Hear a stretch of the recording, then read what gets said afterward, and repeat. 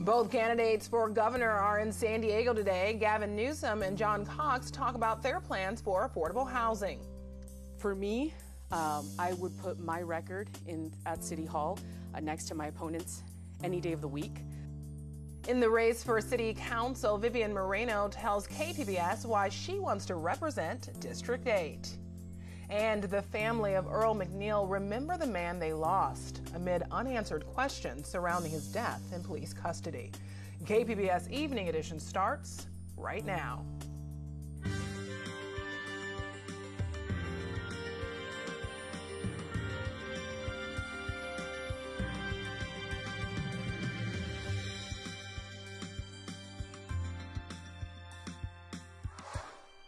Good evening and thanks for joining us. I'm Ebony Monet. Gavin Newsom brought his campaign for governor to San Diego today with a focus on homelessness. Newsom visited Veterans Village of San Diego near the Midway District. The facility offers housing support and other services. Newsom says Veterans Village is the kind of approach that can work across the state. And that's certainly something as governor I hope to amplify the work that's being done at the local level, programs that are successful, making sure that that success is shared, making sure that success is resourced, and making sure we have a governor that actually is focused on these issues, which has not been the case for decades in this state. Governors have not campaigned on homelessness. Governors haven't talked about homelessness. That's about to change in 25 days. KPBS also talked with Republican candidate for governor John Cox. When asked about the cost of housing, he said a solution must involve streamlining regulations. The cost of housing has been driven up to ridiculous levels, and it's mostly government that's done that. The lawsuits, the impact fees, the regulations, the red tape. Those are the things that are holding back people from living a wonderful life, and that's what I'm going to try to change. That response is part of a much longer interview with John Cox. We'll have more next week on Evening Edition and KPBS Radio. This week, KPBS is focusing on the races for San Diego City Council. Tonight, we hear from Vivian Moreno, who is running for the open seat in District 8. She talked to KPBS reporter Andrew Bowen. Vivian Moreno, welcome, and thank you for joining us. Thank you for having me. So, homelessness is a big issue for your district. Some residents of Logan Heights had organized against a storage facility to allow some homeless folks to keep their belongings there. Having seen that project sort of play out a little bit, do you think that it's been a success? Do you think that some people's fears have been realized? And what else should the city be doing to combat homelessness? Well, my understanding is that 50 to 80% of the homeless population currently have mental health issues. The homeless situation in the city of San Diego is a responsibility of everybody. Not just residents of District 8. I feel that District 8 has received a lot of the burden of alleviating this situation. And to be honest, I think that the situation should be dealt with at a regional level. Closely linked to the problem of homelessness is the cost of housing. And most experts agree that housing is very expensive in San Diego, in part because there's just a lot of it. Where do you think the city should be building more housing, and should more of it be going into District 8? I think that the future of housing for all the city of San Diego is along the transit-oriented districts. For our community, I think it's commercial. Commercial is the prime example of where we should be putting housing. As San Diegans, I think we need to also change our thinking of what a house is. I don't think a house is a 3-bedroom, 2-bathroom, a quarter acre. I think we need to start looking at condos and apartments and townhomes. And I think transit-oriented districts are perfect places to put housing. Barrio Logan has been stuck with a very outdated community plan since voters overturned an update of that community plan in 2014. What work do you think has to be done in order to get an update approved to that community's plan, growth plan, and one that will actually stick? Well, I think, I've worked with Councilmember David Alvarez for the past 8 years, and we were the first to establish a community planning group in Barrio Logan. I mean, that to me is just, it's wonderful that we did that, but having waited so long to establish a planning group is, I think it was detrimental to the community. So I was part of that effort of, working with Councilmember Alvarez in his office and having the planning group come to fruition. And I think that there's a lot of work still to be done. You've said that recruiting and retaining police officers is one of your top priorities. The police department has been struggling with a shortage of officers for quite some time. What, if anything, should the city be doing differently to fix this problem? Well, I think that one of the things that we can be doing is looking within our community. I think that our police officers should come from within our community, and also a lot more. We have a great community relations officer in the South Bay. It's one of the top priorities that I've heard when I've been knocking on doors. Is they want to see more police officers. They want more patrolling. And so we need to go and find these individuals, these men and women from within our community to come and serve.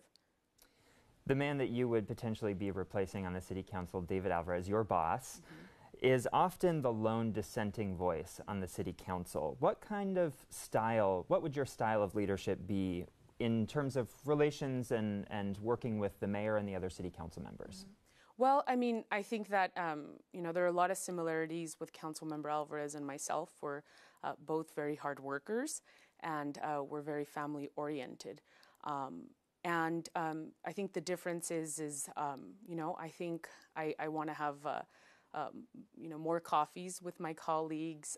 Right away I contacted the mayor's staff and I asked for coffee, just to, get to know each other a little bit better, especially as a staffer. You don't really get a lot of opportunity to chat with some of the chief of staffs and, the executives. So I asked for that opportunity, and that opportunity was provided to me, thankfully. And we had a wonderful discussion, and we're not going to always meet eye to eye, but I think the door is always going to be open, and I intend to work alongside them. We can't do it, without the mayor and the rest of the council. So I'm looking forward to working with them. What do you think is the most important distinction between you and your opponent in this race? It's like night and day. My opponent has served on the San Ysidro School Board, one of the most corrupt school boards in the whole state of California. The grand jury just disclosed its findings, and it basically said that the reason why the superintendent was able to do a lot of shenanigans in the district was because of the lack of fiduciary knowledge that the board had. That to me is really concerning. For me, I would put my record at City Hall next to my opponent's any day of the week. We have actually, we just broke ground on the San Ysidro Library. The actual library is from 1923. It was a 100-year-old library. My grandpa was born in 1933, so that's a really old library, probably the oldest actually in the library system. So we also opened up a brand new park, that's Cesar Solis Park, first park in 30 years. We've resurfaced hundreds of streets, but there's still a lot to be done, right? We still have, I'm thinking of Southwest Park in Otay Mesa Nestor. I'm thinking of 28th Street over in Grant Hill needs to be resurfaced. Vivian Moreno, thank you so much for joining us. Thank you for having me. I appreciate your time. The winner of the City Council District 2 race could potentially change the council's balance of power. KPBS reporter Claire Tragesser has details on the outside money being spent. Republican incumbent Lori Zaff is facing a challenge from Democrat Jen Campbell. If Campbell wins, it could potentially give Democrats a 6-3 veto-proof majority on the council. Because of the power this race holds, fundraising and outside spending are booming. Zaff has outraised Campbell so far, bringing in more than $500,000. Campbell has raised about half that, almost $253,000. But that fundraising has been trumped by outside spending. Committees backed by the conservative group the Lincoln Club have spent more than $170,000 supporting Zaff and opposing Campbell. That includes TV ads, which is unusual for a city council race. The San Diego County Democratic Party spent more than $100,000 in support of Campbell, and a political action committee called San Diegans Against Hate opposing Lori Zaff for city council spent more than $85,000 opposing Zaff. Claire Tregesser, KPBS News. You can prepare for the election with the KPBS Voter Guide. We have a link right on our homepage. It's a partnership with Voters Edge California. You'll find the information on all the races and candidates right now at kpbs.org. Today would have been the 41st birthday of Earl McNeil, who died earlier this year after being arrested by National City Police. KPBS reporter Jade Hyman talked to McNeil's family about the case and his struggle with mental illness. What was your reaction to the DA's decision to not file charges? It was horrible because plainly you can see on the videos that he suffered. The video that I did see, it was horrible. He was in the back of the SUV, just no seatbelt, bouncing around, asking for help, asking the officers to give him help. He couldn't breathe. His chest was, the wrap was too tight. It's killing me. It's too tight, sir. I can't breathe. Can you take it off? Sir, I can't breathe. Look at me, camera. I cannot breathe. It's too tight. They said they're going to take it off. What's your name? Earl Lamont McNeil. Earl, if you can't breathe, then you wouldn't be able to talk. What? If you can't breathe, you wouldn't be able to talk. And so I wonder from you, what do you think Earl was trying to do on the morning he showed up in front of National City Police Department and picked up that phone? Get help. When my nephew felt like, something's going wrong with him, he needs to go to the hospital, as he will often do. When he feels distressed, he will go for help. He'll call 911 or, like he did, National City Police Station, walk up there and ask for help. National City Police 770. Hey. Hello? Yeah. What is your name? Earl McNeil. Earl McNeil? Yes. What can you tell us about Earl McNeil? Earl was a fun guy. He was a family guy. He always was with the kids. He was the let's do this family thing. He always the one was on the barbecue pit. And he always came to me for everything. He had a rough childhood. Well, after his mom passed away, that's when it got rough for him. She was killed. Drive-by shooting, Halloween night. They never found her killer. So we don't know who killed her. How old was Earl when that happened? 12, I think. He was the only child, so it just really hurted him as a kid. He doesn't have a mom anymore. That's all he used to say. I don't have a mom. I don't have a dad. Earl was a nice guy, and I miss him. I miss him. What do you hope happens? What's next? Are you hoping that the Department of Justice investigates? We want justice for Earl because if they had helped him, my nephew would be alive today. But they did not give him help at all. They laughed, they joked while he was in the back of that seat suffering. So, yeah, the family wants justice for Earl. McNeil's family plans to file a civil suit. As we reported last night, the San Diego Police Department has an aggressive new goal to fill more than 200 positions. KPBS reporter Matt Hoffman has a closer look at the new campaign and who's being targeted. SWAT teams jumping into action, helicopters flying, and boats racing through the water are all part of a new marketing video for the San Diego Police Department. For years, SDPD has been struggling to get to full staffing, and it still needs to fill more than 200 positions. San Diego Mayor Kevin Faulconer says this new campaign will help attract the best and the brightest recruits. I think this ad would appeal to younger viewers who are maybe idealistic, who want purpose and to use their strength and power to make a difference. The department also rolled out this video. And that I will well and faithfully discharge the duties upon which I'm about to enter. I took my oath. When will you take yours? This one definitely is speaking to honor and a commitment to something bigger than yourself. I can see how it would appeal to military people as well, because when you're in the military, you're committing to something greater than yourself, and this is tapping into this idea of honor and commitment.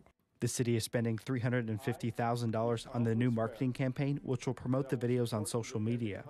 Matt Hoffman, KPBS News. Stocks recovered today after 2 challenging days on Wall Street. The Dow Jones ended up nearly 300 points, still suffering its biggest weekly loss in 6 months.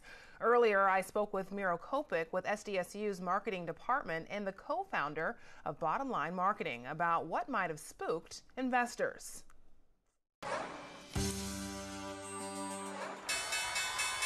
So, Miro, it has been a very volatile week for the stock market. I'm sure that there are a number of things contributing to this, but what possibly caused this midweek sell-off that we saw? First of all, October is normally a very volatile month for stocks. In fact, in 1987, Black Monday, the stock market went down 500 points and wiped out 22% of the stock market's value in one day. Secondly, and this is really important, we're at the very end of a 10-year bull market. During this time, the S&P 500 increased 4 times, the Dow over 3 times, and companies have been very profitable. So that sets the context. What happened in the sell-off really are 3 factors, but the most important one was the Fed's increase in interest rates last week. That precipitated a couple of things, and the Fed does this because they want to check inflation. We had a very robust growth in the economy of 4.2% in the second quarter. That was a little bit of an anomaly, but it's still going to be close to 3% for the year, and they want to put it in check. They've been communicating this for over a year, so there shouldn't be a surprise. However, what happened was the bond yields went up. So the government bond yields went up to a high we haven't seen since 2011. And a lot of investors then moved from high-risk stocks, technology stocks on Wednesday, healthcare stocks on Thursday, and moved into these bonds. And that was the big driver of the sell-off this week. And although you say that it was not a surprise, the president was critical of the increase in interest rates, but can you put it in perspective for us? How serious was this drop-off this week?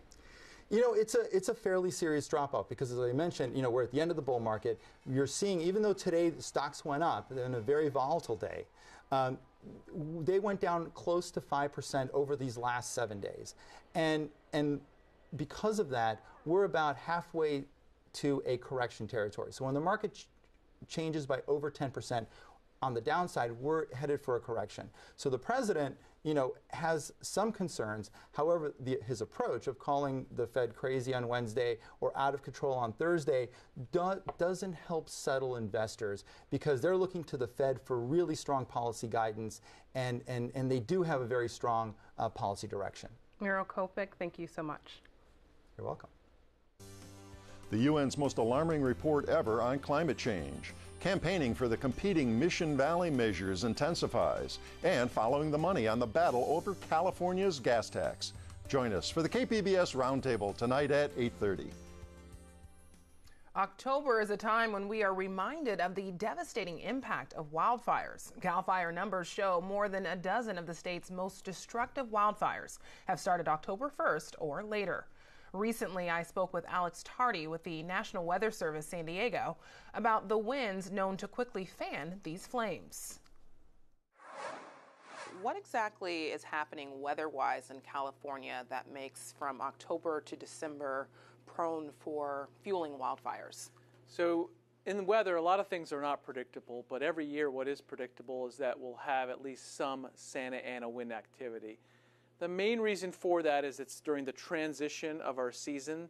So we're going from the hot summer where winds in the atmosphere are very light. Storms are completely missing the west coast, going up into Canada. Now come late September, October, November, the storm track starts to lower. The sun angle is lower, so that's kind of what's causing that storm track to lower. So the Earth is starting to cool. And that cold air, believe it or not, that builds up in Canada, that's what comes down and triggers the Santa Ana winds for us. Is this something that just comes out of nowhere, or are you able to monitor and track the Santa Ana winds as they come into the region?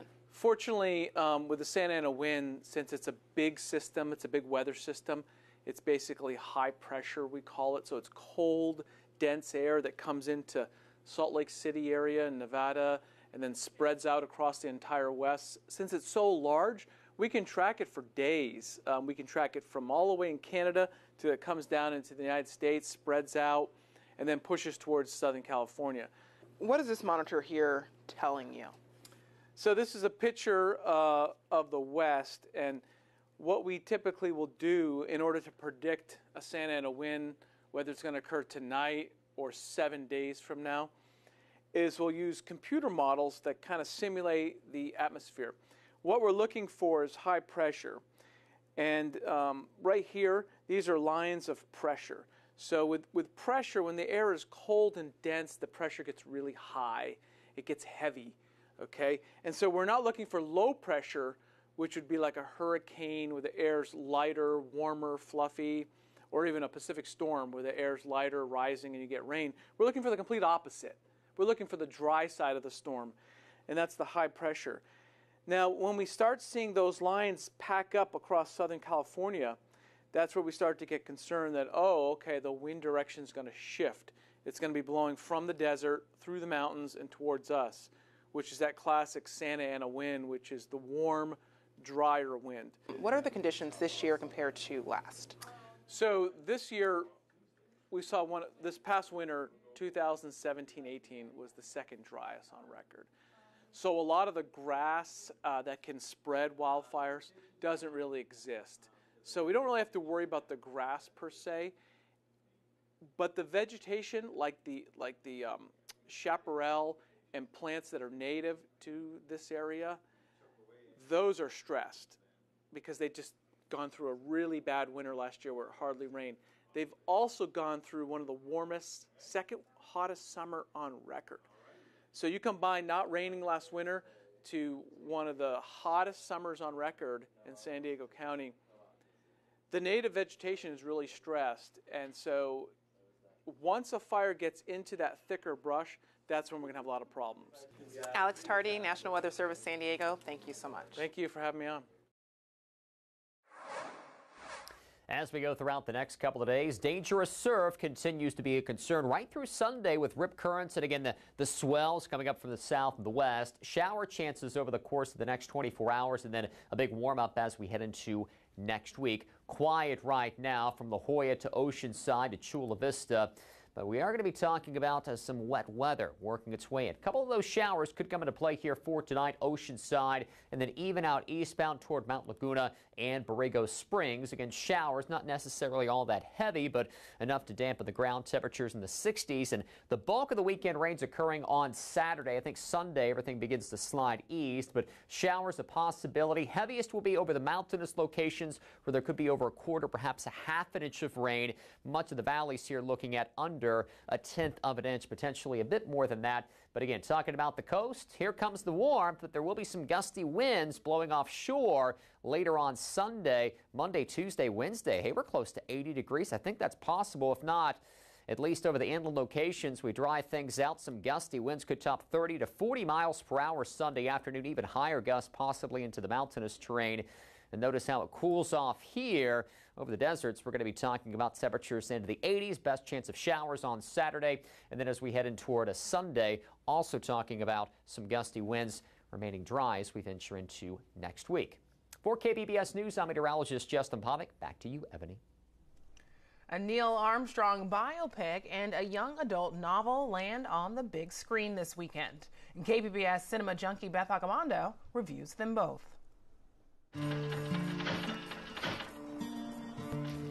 The poster for First Man proclaims experience the impossible journey to the moon. But what the film actually delivers is a marital drama with the space program as mere background detail. You're going to sit them down, both of them, and you're going to prepare them for the fact that you might not ever come home. The film offers no insight into Neil Armstrong and delivers a decidedly somber portrait of the space race, with little acknowledgement of the right stuff needed to get a man on the moon. The film's one asset is the way it puts you in the astronaut's seat to make you feel the stress of that situation. But everything outside of the space program comes across as trite melodrama. First Man leaves you wondering why director Damien Chazelle wanted to make the film in the first place. But there's no such ambiguity with The Hate U Give, based on the young adult novel by Angie Thomas. The film is set in motion by the fatal shooting of a young black man at the hands of a cop, and the aftermath as our protagonist star has to decide whether or not to step forward as a witness. Sometimes YA books tackle serious topics with the kind of directness that films and literature aimed at older audiences try to avoid. So the film has a very clear message about race, being black, and being fed up with seeing African Americans killed by police officers. The hate you give little infants. Ask everybody. I know what it stands for. The film can be faulted for lacking subtlety, but it feels like we're at a point in time when subtlety needs to be replaced with some clear statements. What The Hate U Give succeeds in doing is in conveying a different point of view clearly and with the calculated goal of trying to inspire a sense of action and personal responsibility. Beth Accomando, KPBS News. You can find tonight's stories on our website, kpbs.org/evening edition. Thanks for joining us. Have a great night.